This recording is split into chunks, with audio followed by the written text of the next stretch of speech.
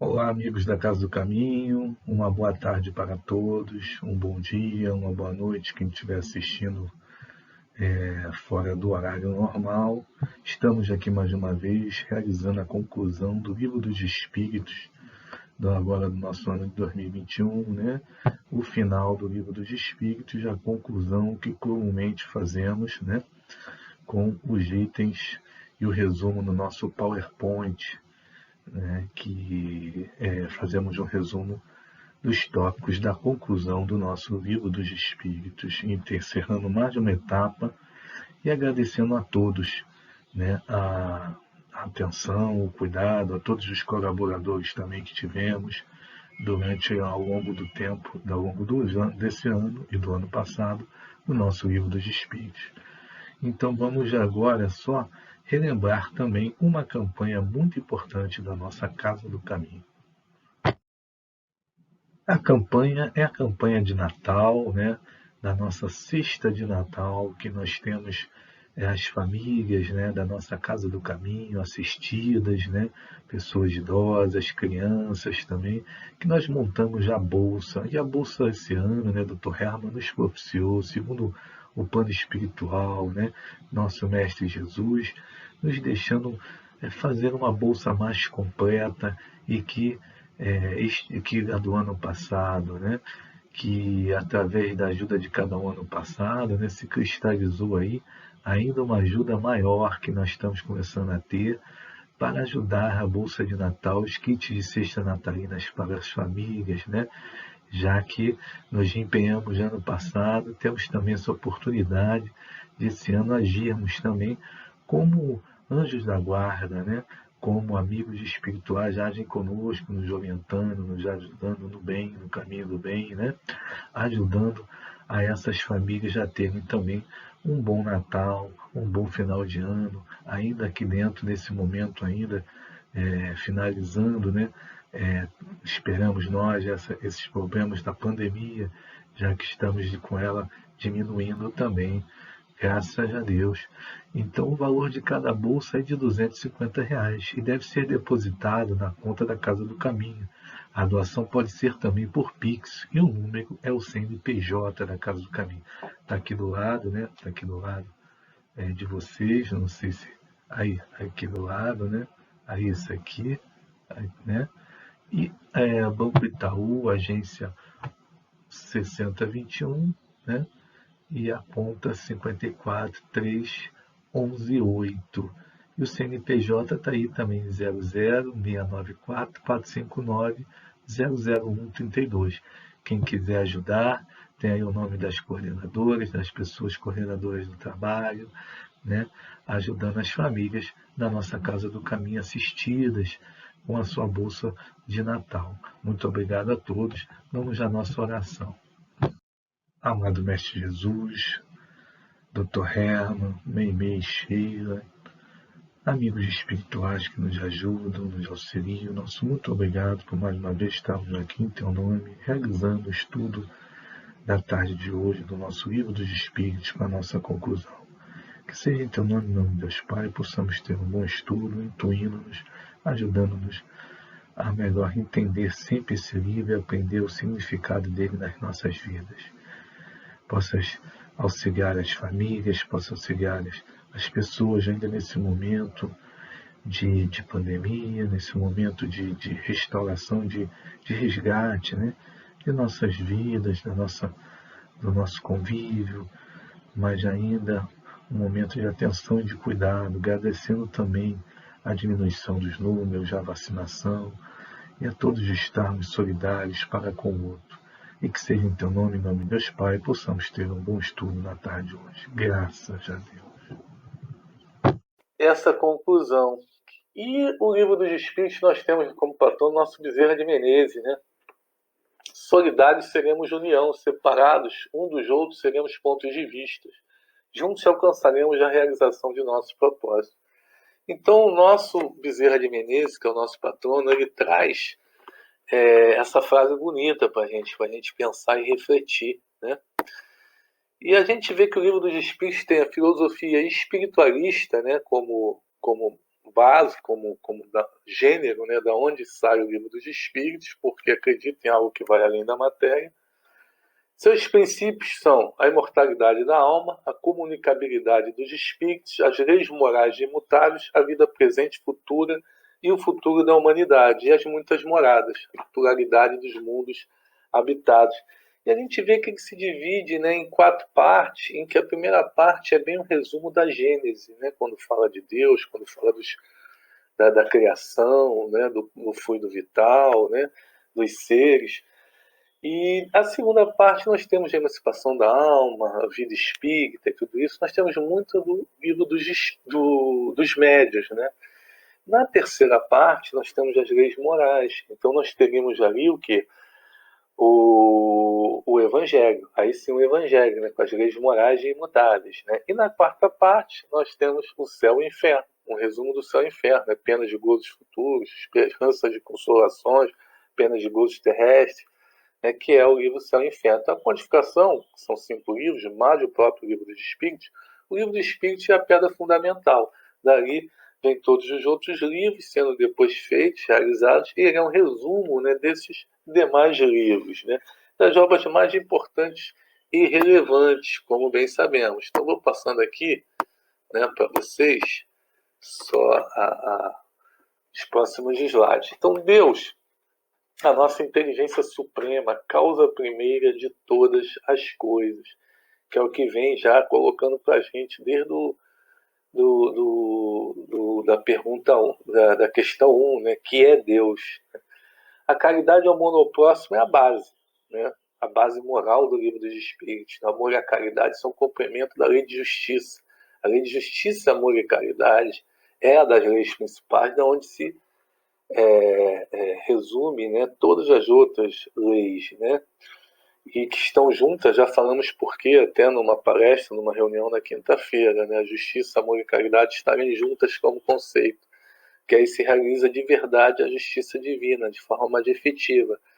E a caridade é o BIP, famoso BIP, que o nosso querido Gilberto, quem me emprestou esse slide, que já vem desde 2001, né, com ele ou até antes, e a gente só faz uma adaptação ou outra, mas que a gente sempre gosta de utilizar, é a benevolência para com todos, a indulgência para a imperfeição dos outros, a perdão das ofensas, que é a base da caridade, né? E aí a 614, 625, sobre a lei natural, sobre o modelo e guia que é Jesus, né? E a lei natural é a lei de Deus, é a única verdadeira para a felicidade do homem. O maior mandamento da lei é amar ao Senhor Deus de todo o coração, de toda a alma e todo o seu espírito. Primeiro mandamento, o segundo, amar ao teu próximo, né? Da onde vem a lei de justiça, amor e caridade. Você desejar o bem ao próximo, né? Você respeitar o direito do próximo, querer a ele o que você queria para você, né? E você realizar o bem na prática, que é a caridade. Conhecimento de si mesmo, que é Santo Agostinho, né? Que já vimos antes também. Mas a gente entra finalmente aí na conclusão. Isso aí foi só uma introdução pequena, né? A gente não tem muito tempo. E na introdução, né, a gente vai falar muito das mesas girantes, né? O Kardec vai começar novamente, como ele faz na introdução lá do Livro dos Espíritos. Nessa introdução da conclusão, na parte primeira, ele fala das mesas girantes, falando sobre os fenômenos dos patinhos magnetizados, né, que quem vê aquilo como uma brincadeira, né, não tem toda uma ciência do magnetismo. Depois a questão da panela fervendo, da onde vêm os motores de combustão, depois que transportam distâncias, até mesmo depois, né, os foguetes, né, que vão ao espaço, né, como a gente está vendo a Terra retornando hoje. Então tudo, a gente parece uma brincadeira, uma coisa boba, e daí tem uma ciência. Então ele fala sobre as mesas girantes, também pareceu uma brincadeira, e na verdade por trás dela também tem toda uma ciência, apesar de o observador superficial, como ele diz aqui, não vê relação entre uma mesa que gira com a moral e o futuro da humanidade. O que Kardec insistentemente acabou vendo, né, através dos estudos sistematizados que ele fez com vários médios, com várias espécies de fenômenos, exatamente nessa questão da observação. Então ele diz: pois bem, sabei vós que não credes senão no que pertence ao mundo material, que dessa mesa que gira e que vos faz sorrir desdenhosamente, saía uma ciência, assim como a solução dos problemas que nenhuma filosofia pudera ainda resolver. Apelo para todos os adversários de boa-fé, e já de juro a que se digam que se deram o trabalho de estudar o que criticam, porque em boa lógica a crítica só tem valor quando o crítico é conhecedor daquilo que fala. Então ele está dizendo aí a questão, né, do crítico ser conhecedor daquilo que fala, e quem fala também do que é o espiritismo, né? Quando ele coloca o crítico, tem o padre, o crítico, né, e tal. E o crítico tem que conhecer aquilo que ele fala, e muitos não queriam nem conhecer aquilo que estavam criticando. Então os adversários de boa-fé são esses que se dão o trabalho de estudar. Ao contrário, no mundo que acontecia naquela época, e que ainda hoje nós vemos acontecer. Aí a gente vai, né, para o próximo, né, slide. Deixa eu ver aqui o que houve. Um instantinho. A gente está ainda se habituando aqui a essa nova forma, né?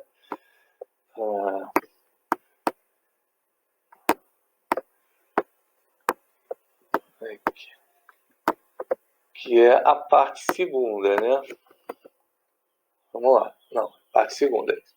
Então, o Espiritismo, na parte segunda, colocado para a gente assim, é o mais terrível antagonista do materialismo. Não é, pois, de admirar que tenha por adversários os materialistas. Então, se na parte primeira nós falamos da mesa gigante, o princípio de tudo, exemplo da panela do fogo a vapor, o interesse do homem pelos fenômenos, né, é trazido até por isso, por curiosidade, né?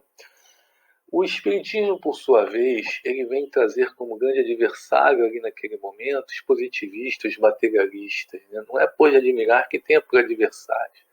É coisa estranha, mas céticos chegam a falar em nome da religião, que não conhecem, não compreendem melhor que ao Espiritismo. Então, quer dizer, quando ele fala aqui, né, no meio do texto isso, né, que é o alvo deles é o maravilhoso ou sobrenatural, mas os próprios religiosos que criticavam a religião em si com milagres, com a questão da própria comunicabilidade que havia dos anjos com Moisés, com outros personagens bíblicos, também traz esse maravilhoso e sobrenatural, né?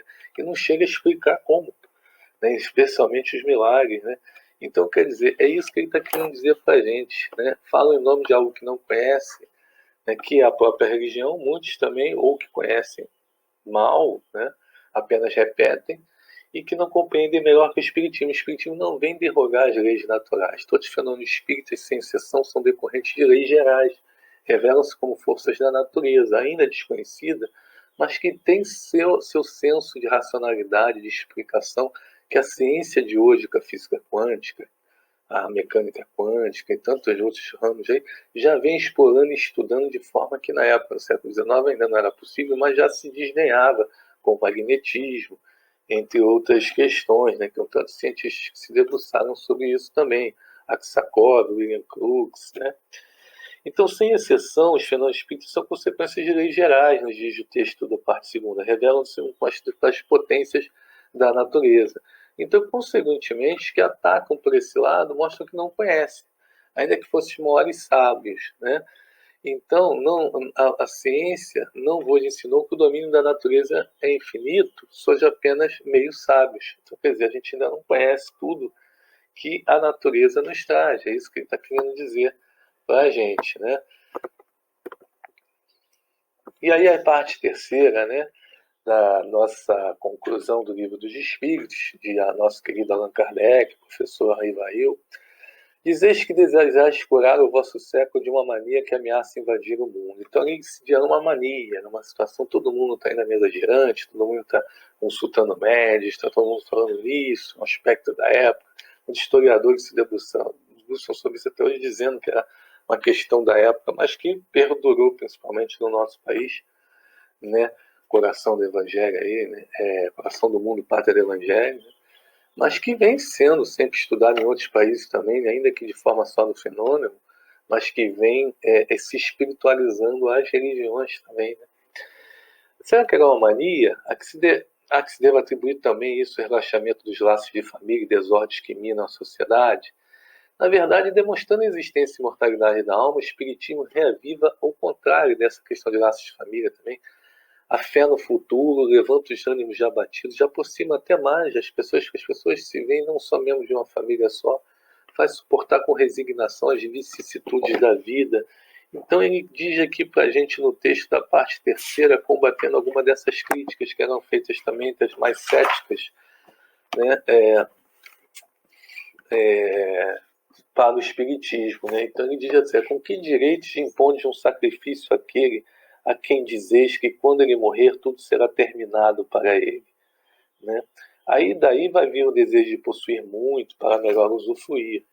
O desejo vai nascer a inveja vai nascer a cobiça, vai nascer o desejo de tomar do outro, as guerras, as revoltas, as dificuldades na própria família. Então, quer dizer, tudo isso, essa crença, ela não leva a uma fraternidade. O Espiritismo, sim, leva a fraternidade ao progresso, né? E pressupõe desinteresse e abnegação da personalidade, onde a verdadeira fraternidade, o orgulho, que é o contrário disso, que esses críticos vinham com muito orgulho, muitas vezes, é uma anomalia. Desculpa, gente.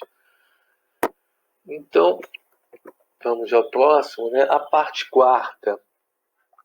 O progresso da humanidade, né, tem seu princípio na aplicação da lei de justiça, de amor e caridade. Lei que se funda, né, na certeza do futuro. Né? Deixa eu passar aqui para a gente ficar melhor até, né? Do que ver daquela forma como a gente estava vendo. É a primeira vez que eu estou usando isso, tá, gente? Desculpa. E diminuir aqui para vocês poderem ter acesso ao texto de uma forma melhor. Então, o progresso da humanidade tem seu princípio na aplicação da lei de justiça, amor e caridade, que falamos lá nos primeiros slides. Então, quer dizer, a lei de justiça, amor e caridade é a lei que diz respeito, né, da onde saem todos as outras leis, as demais leis, né? Você tem, então, a partir dela, a interpretação e aplicação vetor de todas as demais leis. É uma lei que se funda na certeza do futuro. Dela derivam todas as outras. Só ela pode curar as chagas da sociedade. Comparando a idade dos povos, pode ele avaliar quanto sua condição melhora, à medida que esta lei vai sendo mais bem compreendida e praticada. O homem quer ser feliz, é natural esse desejo. Ora, buscando progredir, o que ele procura é aumentar a soma da sua felicidade, sem que o progresso careceria de objeto. Né? Então, primeiro já vimos que o Espiritismo não derroga leis naturais, no item 2, né? Ao contrário ao orgulho materialista, que induz ódio, relaxa laços de família, traz egoísmo, traz guerras, traz revoltas. Né? Lembramos até do encontro que tivemos do Livro dos Espíritos esse ano, presencial 2019, sobre a questão do materialismo, né, e as consequências dele para a sociedade, em contraponto ao espiritismo, como o Dr. Bezerra de Menezes, no famoso sermão que ele faz no Centro Espírita contra o materialista, retratado no filme do Carlos Vereza, mostra para a gente. A humanidade, então, progride na lei de justiça, amor e caridade, que a parte quarta vai colocando para a gente. O homem quer ser feliz, é natural, ele só procura o progresso. Quando, porém, conseguir a soma dos gozos que o progresso intelectual pode proporcionar, ele se compenetrará de que não possui a felicidade completa. Vai reconhecer que esta felicidade é impossível. É impossível sem o quê? Sem a parte moral, sem a segurança nas relações sociais. A segurança que somente o progresso moral pode lhe dar, porque há duas asas. A asa do conhecimento e a asa da moral. O Espiritismo lhe oferecerá mais poderosa alavanca para alcançar tal objetivo. A parte quinta, a gente já vai falar, né, novamente, Kardec vai colocar para a gente, os opositores do Espiritismo, né, que são os que mais fazem publicidade, né, contra o Espiritismo, e acabam com essa publicidade até dando, né, com essa oposição sistemática, dando maior publicidade ao Espiritismo. Numa frase lá, já no primeiro parágrafo, no final, ele diz: não vos inquieteis com a oposição, né, que os espíritos muito repetidamente diziam a Kardec. Tudo o que fizerem contra vós se voltará ao vosso favor. Basta ver o Auto de Fé de Barcelona, com a queima de livros, né, espíritas que estavam sendo mandados por Kardec por lá, pela Igreja Católica, né, quase como uma nova Inquisição ali, que acabou despertando mais curiosidade. Contra a vontade de Deus, de amar a vontade dos homens, a má vontade dos homens não pode prevalecer. Então ele tem uma força espiritismo em si mesmo, nos seus postulados, na essência até do evangelho, né, que guarda. Então, os que dizem que essas crenças possam invadir o mundo proclamam por isso mesmo a força do espiritismo, né?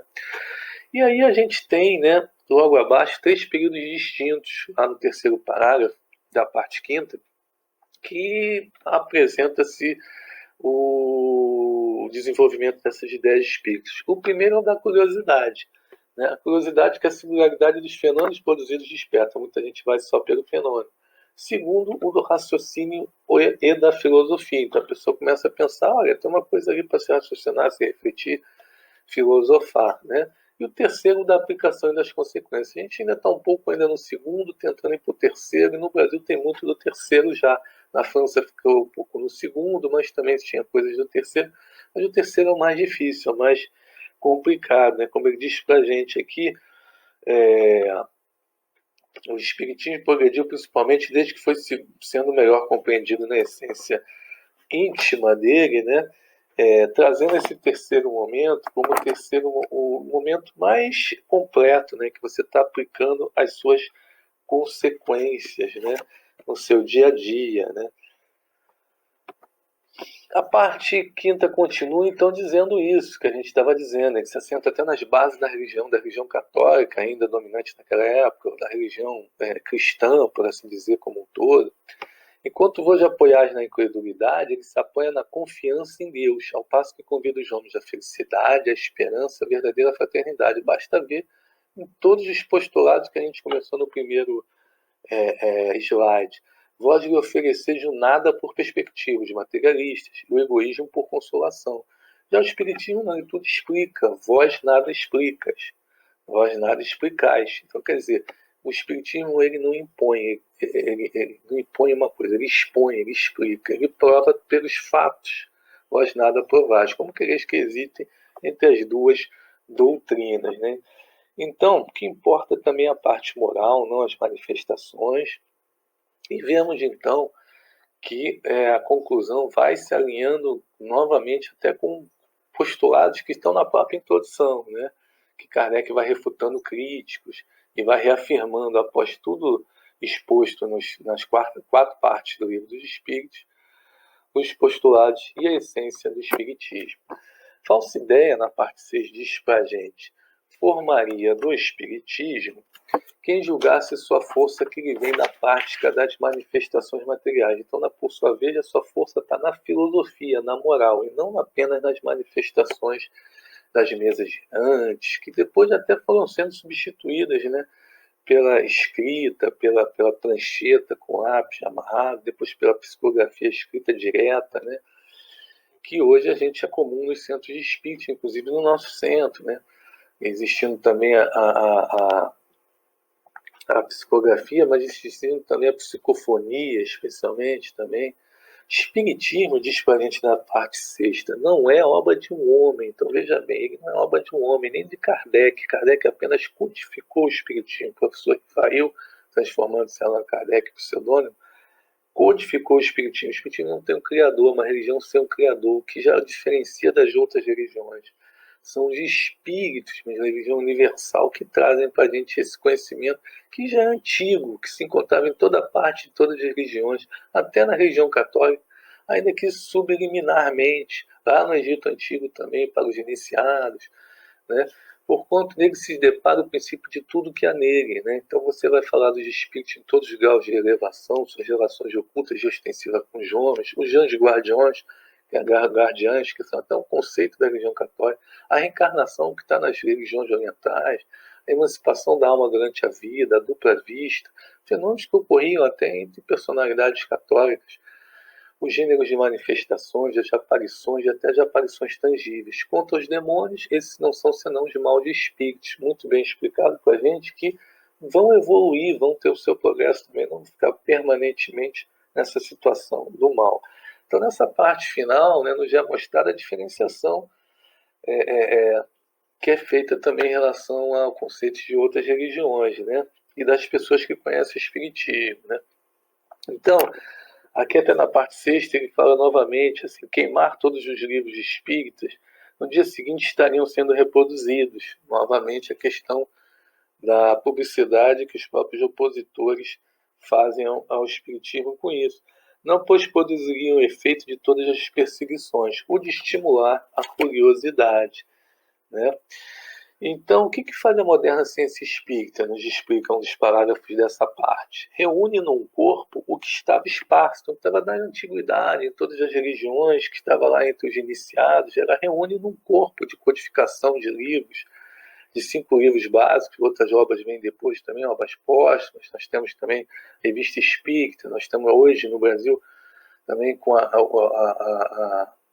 as obras de André Luiz, tantas obras aí, de Valdo Pereira Franco, tantos autores, Luiz Sérgio, nosso Chico Xavier com seus mais de 400 livros, né? E o que além de forma alegórica colocado, saindo, né, a superstição e a ignorância comum, explicando à luz da ciência, né? A parte 7ª, o espiritismo vai ser assim resumido sobre 3 aspectos diferentes em relação a quem está recebendo aquilo, né? Depois a gente vai ver também, né? E em relação às fases mesmo de perceber o espiritismo. O espiritismo, para alguns, é apenas uma ciência experimental. Os que creem nas manifestações se limitam a comprová-las. Segundo os que percebem as consequências morais. Então ali já tem uma filosofia, algo para se pensar, para se refletir e compreender. E terceiro, os que praticam se esforçam por praticar essa moral, que é onde a gente tem que estar nesse momento que a gente já está tendo tanto conhecimento, aprendendo em vários cursos, em palestras, em reuniões, e também o trabalho, alinhando ao trabalho no bem, na casa espírita ou até fora dela, né? Quanto aos adversários, ele coloca depois no outro parágrafo, também podemos classificá-lo em 3 categorias. Primeiro, a dos que negam sistematicamente tudo que é novo. Sempre uma ciência nova traz uma dificuldade de aceitação e os adversários vão logo negar. Isso aí eu não quero nem ver, eu não quero nem conhecer. Há dos que, sabendo muito bem o que pensar da realidade dos fatos, ou seja, até conhecem aquilo ali, o combatem, todavia, por interesse pessoal. Então, ali há uma outra situação. Estão combatendo por interesse pessoal. O espiritismo existe, mas lhe recém as consequências. E há dos que acham na moral espírita uma censura por demais severa aos seus atos ou às suas tendências. Né? Não rejeitam nem o aprovam, preferem fechar os olhos. Aí ele resume muito bem no texto da conclusão. Os primeiros são movidos pelo orgulho, né? Não querem nem ver.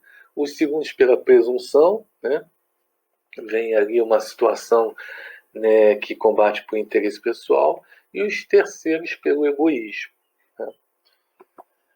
Continuação da parte 7, o espiritismo dá ao homem ver as coisas de tão alto que, perdendo a vida terrena 3/4 parte de sua importância, o homem não se aflige tanto com as tribulações que acompanham. Então, quer dizer, é exatamente isso, né?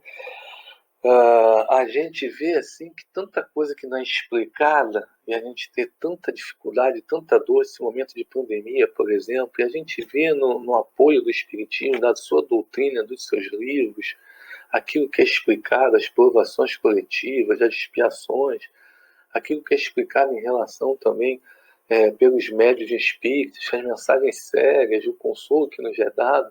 Então isso aí as aflições vão deixando de ser tão pesadas, né, que a gente vai compreendendo melhor e se colocando melhor perante essas dificuldades, né? E aí também o banimento da ideia de abreviar os dias de existência, a questão do suicídio.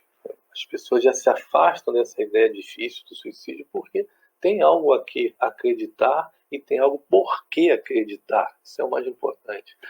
Por isso que a ciência espírita ensina que pelo suicídio sempre se perde o que se queria ganhar. Então ele faz essas 3/4 partes dos problemas da Terra serem esclarecidas, estando as mesmas sob controle. 3/4 partes porque ainda há coisas que para a gente, a nossa capacidade ainda não consegue entender, os próprios espíritos colocam isso para a gente. Ainda a gente está caminhando e a gente caminha com a ciência. Afastando a ideia do suicídio, estimulando também a indulgência para com os defeitos alheios. Também nos faz isso. Então, são esses 3 aspectos. Vai desenvolver o sentimento religioso, quem não o tinha antes, porque não acreditava por descrença, porque aquilo não explicava nada para aquelas pessoas. Os materialistas eram indiferentes quanto à questão de Deus, por exemplo. As muitas pessoas assim existem, né? Não seriam cultos e adorações que vão trazê-las, mas essa explicação racional que vai trazer mais. Espiritismo já traz envolvimento para eles, então. O Espiritismo faz também ver essas 3/4 partes não explicadas e também afasta a ideia de suicídio, estimulando a indulgência para com os defeitos alheios, né? E o que ele faz além de propagar a moral evangélica? Vamos ver no próximo item, né? Então, perguntam algumas pessoas, ensinam os espíritos, né, qualquer moral nova, aquela moral evangélica que já estava colocada por próprio Evangelho, né, superior a Jesus Cristo? Não, o Espiritismo não traz moral diferente da de Jesus. No nosso item 7 vai falar isso, né? Também. Que não é algo diferente, no item 8, desculpa. Então pergunta qual é a utilidade? Né? Olha, se diríamos qual é a utilidade de Jesus ter vindo também, já que já havia Moisés, mas Jesus veio mostrar aos homens o caminho do verdadeiro bem, explicando melhor aquelas realidades, a lei do decálogo de Moisés, sendo até resumida em 2 mandamentos, mas fez lembrar essa lei que estava esquecida, e depois, nessa terceira revelação, envia-nos os Espíritos a fim de lembrarem novamente os homens e com maior precisão, isso é o mais importante, à luz dos conceitos racionais, à luz da racionalidade, da ciência, com as comunicações dos seres dos além-túmulo, nos comprovando e nos mostrando essa realidade enunciada por Jesus, né, no reino dos céus, enunciada por Jesus várias vezes, também até Nicodemos, quando ele fala onde sopra o espírito, por exemplo, né? Então, razão, portanto, tivemos para dizer que o Espiritismo, com os fatos, matou o materialismo. Fosse este o único resultado, já por si só seria grande a gratidão que ele deveria à ordem social.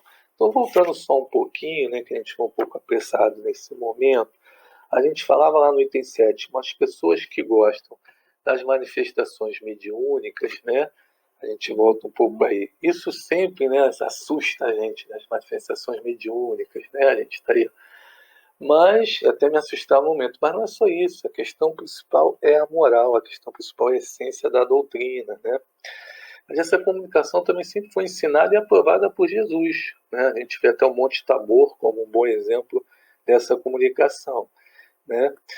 E a gente se coloca já indo para a parte final da nossa conclusão, né? E então diz, porém faz mais, mostra os inevitáveis efeitos do mal e, consequentemente, a necessidade do bem, né?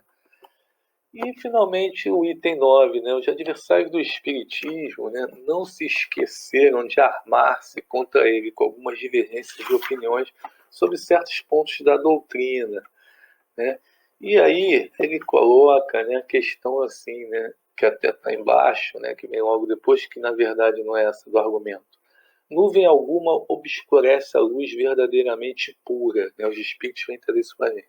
O diamante sem jaça, sem mancha, é o que tem mais valor. Julgai, pois, dos espíritos pela pureza dos seus ensinos. Então você tem ali também as divergências dentro, né, da formatação da doutrina espírita. Até hoje, alguns até trazem algumas divergências, mas nós temos toda uma codificação, nós temos todo um sistema que nos mostra, o Livro dos Médiuns, uma bússola para a gente combater, né, essas divergências, né?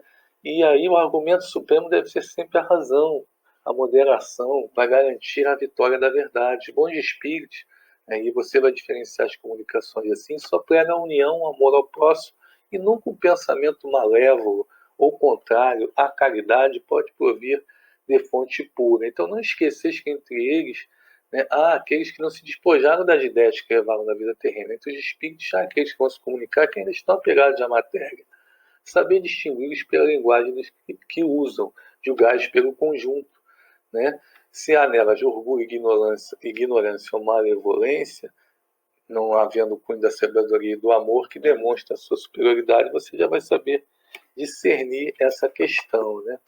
Então, em vez do postulado fora da igreja não há salvação, que alimenta a separação e a animosidade, que separa as pessoas dos povos, né, na humanidade, e as seitas religiosas, o espiritismo divisa, fora da caridade não há salvação. Esta é a igualdade dos homens perante Deus, a sua tolerância, a sua justiça, liberdade de consciência e benevolência mútua. Em vez da fé cega que anula a liberdade de pensar, Ele diz: não há fé inabalada, senão que pode encarar face a face a razão, a ciência em todas as épocas da humanidade. Isso o Espiritismo faz e acompanha. A fé até adianta, né, questões da ciência. A fé é uma base que se faz necessária, a inteligência perfeita daquilo que se tem de crer. A fé cega já não é para este século ali 19, imagina o século 21. Né? Isso o Evangelho segundo o Espiritismo e obras póstumas nos traz. Né? Então, o argumento supremo deve ser a razão, reiteramos, os bons espíritos só pregam a união e o amor ao próximo. O que ele faz, além de propagar a moral evangélica, nos mostrar a continuidade dos ensinos de Jesus, mostrando sua utilidade prática. E aí a gente tem, né, a assinatura de São João Evangelista, Santo Agostinho, São Vicente de Paula, o Espírito da Verdade, Sócrates, Platão, Fénelon, Frank, Swedenborg, que foi um dos precursores do Espiritismo, né? Como já falamos em algumas reuniões e palestras, todos eles espíritos de escola que assinam aí o nosso livro dos espíritos. E ouçamos agora sobre esse assunto, finalmente, o último parágrafo da conclusão do nosso querido Santo Agostinho. Por bem largo tempo, os homens se têm estraçalhado e anatematizado mutualmente em nome de um Deus de paz. Ou seja, se combatido, né, se condenado em nome de um Deus de paz e de misericórdia, ofendendo-o com semelhante sacrilégio. O Espiritismo é o laço que um dia os unirá, porque eles mostrarão onde está a verdade, onde está o erro. Durante muito tempo, porém, ainda haverá escribas e fariseus que o negarão, como negaram o Cristo. Querereis saber sobre a influência de que os espíritos estão as diversas sedes que entre si fizeram partilha do mundo? Julgai pelas suas obras e pelos seus princípios. Jamais os bons espíritos foram instigadores do mal. Jamais aconselharam ou legitimaram o assassínio e a violência. Jamais estimularam os ódios dos partidos, nem a sede das riquezas e das honras, nem a avidez dos bens da terra. Os que são bons, humanitários e benevolentes para com todos, esses seus prediletos e prediletos de Jesus, porque seguem a estrada que este lhes indicou para chegar até ele, Santo Agostinho. Então, o Mestre Jesus, nosso modelo e guia, a estrada que ele indicou já na segunda revelação, quando veio exemplificar na terra, né, a lei de Deus.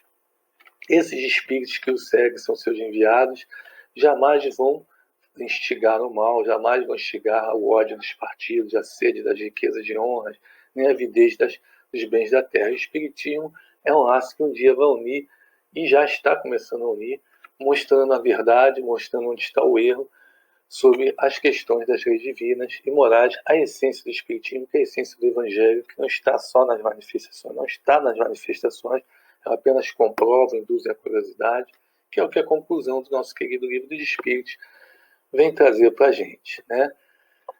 O nosso muito obrigado, né, por estarmos mais uma vez aqui juntos, né?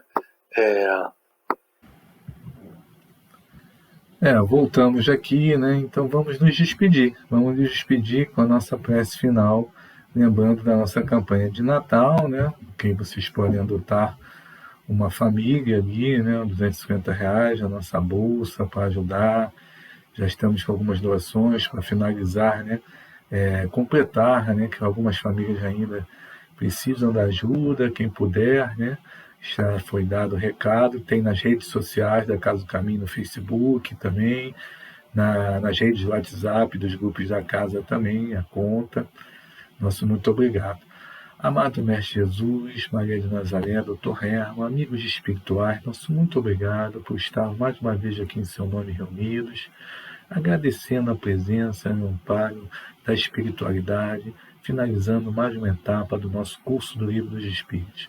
Que seja em teu nome, em nome de Deus Pai, possamos finalizar agradecendo a todos os colaboradores, todas as pessoas que assistiram, todas que estão sempre nos ajudando, nos intuindo, os amigos espirituais também, a mais essa etapa e que possamos ter um bom final de ano para todos também. Graças a Deus. Obrigado. Tchau. Até a próxima.